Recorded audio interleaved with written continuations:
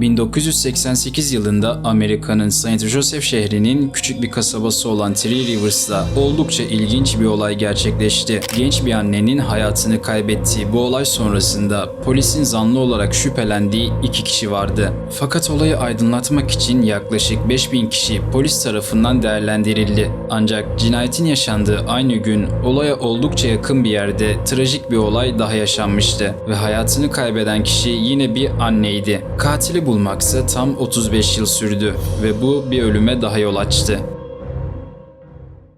Videoya başlamadan önce video hoşunuza giderse beğenmeyi ve bu videoların devamı için lütfen kanalıma abone olmayı unutmayın. Videolardan anında haberdar olmak için ise zil butonuna basabilirsiniz. 2 Aralık günü saat 15.30'da 18 yaşındaki Mike Werner işten eve doğru yürüyordu. Eve doğru yaklaştığında ise kapının kapalı olmadığını fark etti ve hemen bir şeylerin ters gittiğinden şüphelenmeye başladı. Genç adam içeri girdiğinde ise korkunç bir manzarayla karşılaştı. Mike eve girdiğinde odanın birçok yerinde kanlar olduğunu görmüştü. Hem duvarlar hem de yerler kanla kaplıydı. Evde neler olduğunu anlamaya çalıştığı sırada yukarı katta olan çocuğunun ağlama sesini duymaya başladı. Panik haliyle merdivenleri çıkarak çocuğunun yanına koşan Mike, bebeğin beşiğinde güvenli bir şekilde durduğunu ve temiz bir bebek beziyle kaplanmış olduğunu gördü. Çocuğu kucağına alan Mike evde eşini aramaya başladı. 19 yaşındaki Katie Swartz başka bir odadaydı ve Mike odaya girdiğinde kadının vahşice öldürülmüş olduğunu gördü. Olay yerine gelen polis ekibi kadının cesedini incelemeye başladı. Evin her yeri kan içindeydi. Ancak saldırganın kanı da yerdeki kanla karışmıştı. Ayrıca evin bazı yerlerinde ve ölen kadının bacağında kanla yazılmış bazı cümleler bulunuyordu. Yazılan şeylerin tam metni açıklanmasa da bu cümlelerden biri şu şekildeydi: "Ben buradaydım."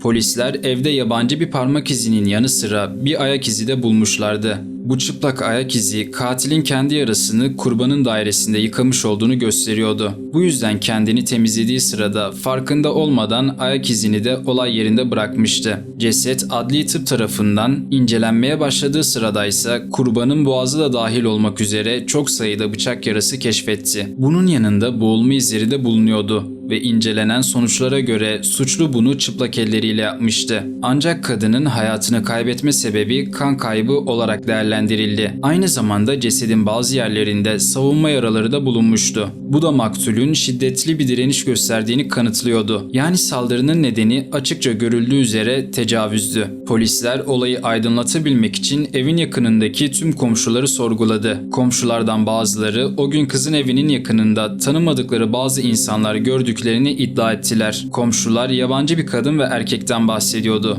Polis olayı daha da derinleştirerek komşuların verdiği tariflere göre bazı şüpheli eskizleri çizilmeye başlandı. Ancak çizilen eskizlere göre herhangi birini bulamadılar. Cinayetten 2 gün sonra yani 4 Aralık günü ise polis 18 yaşındaki bir şüpheliyi tutuklayarak gözaltına aldı. Polisin gözaltına aldığı kişi Katie'nin eski erkek arkadaşı Troy Schultz'ti.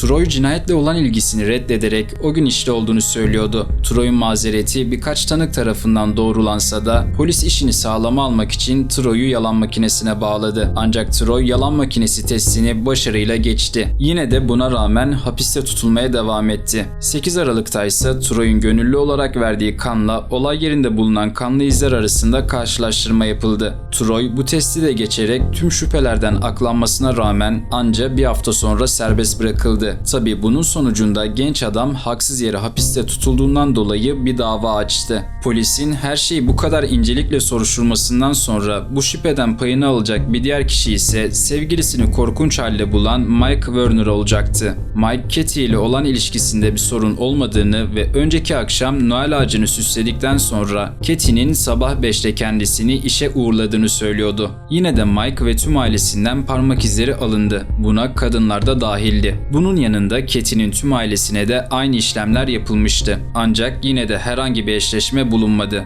Katie ve Mike yakın zamanda nişanlanmışlardı ve bir ay içinde evlilik düşünüyorlardı. Hatta Mike evlilik yüzüğünü bile almıştı. Ancak müfettişler Mike'a baskı yapmaya ve her gün onu kontrol etmeye devam ettiler. Sürekli sorguya çekilen Mike'a yakın zamanda evde kimlerin bulunduğu sorulmuştu. Mike'ın verdiği isimlerden biri aslında polisin aradığı kişiydi. Ancak olayın ortaya çıkması tam 35 yıl sürecekti.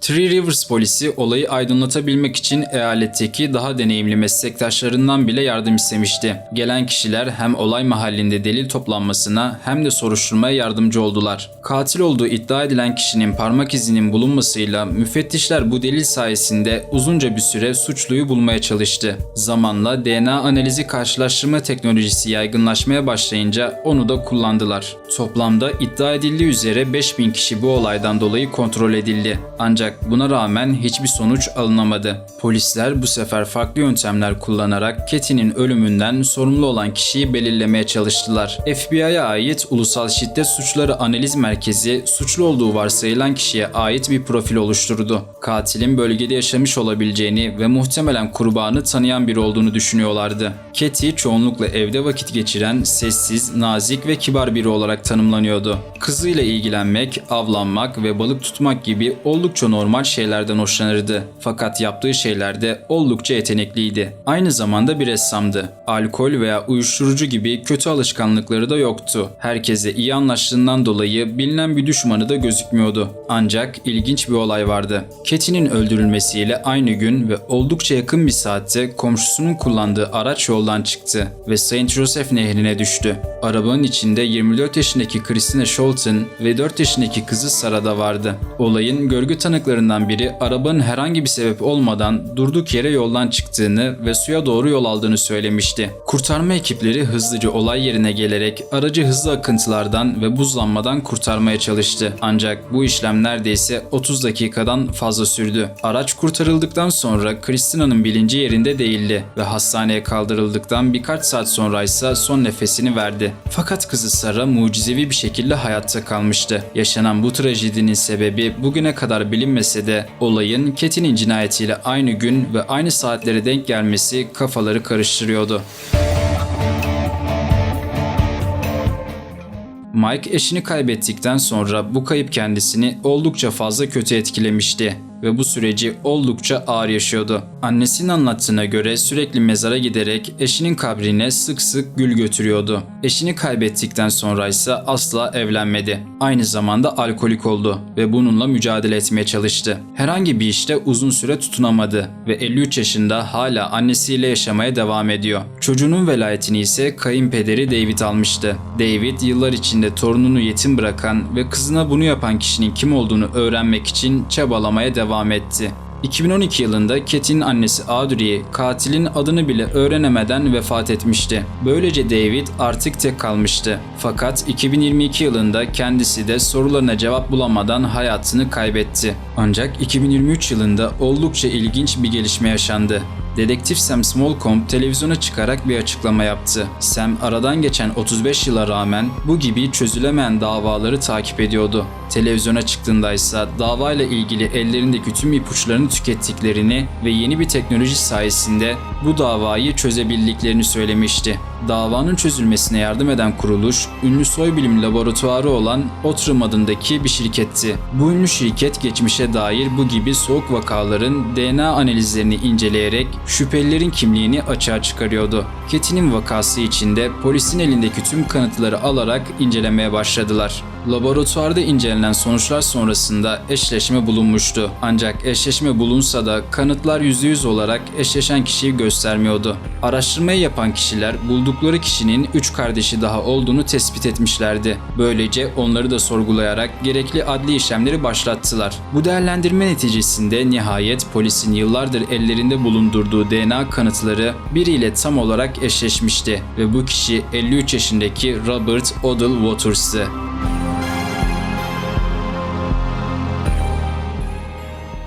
Robert, Katie'nin nişanlısı Mike Warner'ın çocukluktan beri tanıdığı arkadaşıydı. Çocukken birlikte kaleler inşa ederlerdi ve Robert bazen Mike'ın ailesinin evinde bile kalırdı. Aynı zamanda sınıf arkadaşıydılar. Kate'nin ölümünden yaklaşık bir ay önce Mike Robert'ı evine davet etmişti. Hep birlikte birkaç saat vakit geçirmişlerdi. Mike polis tarafından sorgulandığı sırada evinde misafir ettiği kişilerin ismini sayarken aslında Robert'ın da adını vermişti. Fakat polisler o sıralarda Robert'ı sorgulamaya gittikleri zaman herhangi bir suç kaydı olmadığından dolayı ondan şüphelenmemişlerdi. Olaydan kısa bir süre sonra ise Robert olay mahallinden yaklaşık 15 saatlik sürüş mesafesinde bulunan Güney Carolina'daki Beaufort ilçesine taşınmıştı ve böylece olayla alakalı herhangi bir şüpheye de maruz kalmamıştı. Bu durum aynı zamanda davadaki 10.000 sayfalık dosyadan sadece birinde adının geçmesini de açıklıyordu. Yine de Kate'nin ölümünden önce veya sonra Robert'ın herhangi bir suç işlediğine dair kanıtta bulunmuyordu.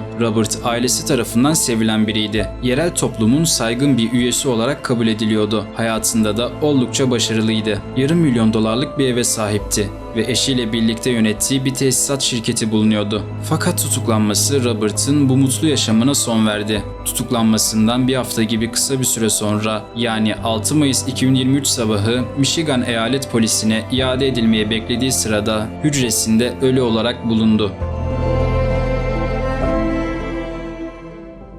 Eyalet çavuşu Todd Peterson, resmi ölüm nedeninin açıklanmamasına rağmen Robert'ın kendi canına kıydığına dair belirtilerin olduğunu iddia etti. Ancak Robert'ın hücresinde herhangi bir güvenlik kamerası da bulunmadığı için bu açıklama olayı daha da gizemli yapıyordu. Nihayetinde 35 yıl sonra tüm kanıtlar niteliğinde katilin Robert olduğunu öğrenmemize rağmen bu suçu neden ve nasıl işlediğine dair herhangi bir bilgi artık asla öğrenilmeyecek ve bıraktığı notların sebebi de sır olarak kalmaya devam edecek. Aynı zamanda Robert'ın gerçekten kendi canına mı kıydığını yoksa olayın arkasında başka bir şey mi olduğunu da öğrenemeyeceğiz. Çünkü olanları kanıtlayan bir güvenlik kamerası da bulunmamakta. Ancak olayın asıl ilginç olan kısmı ise sizce Kate'nin komşusu Christina'nın da aynı gün arabasının nehre düşmesi tesadüf müydü? Ve aslında komşuların o gün evin yakınında bir erkekle birlikte gördükleri kadın Christina mıydı?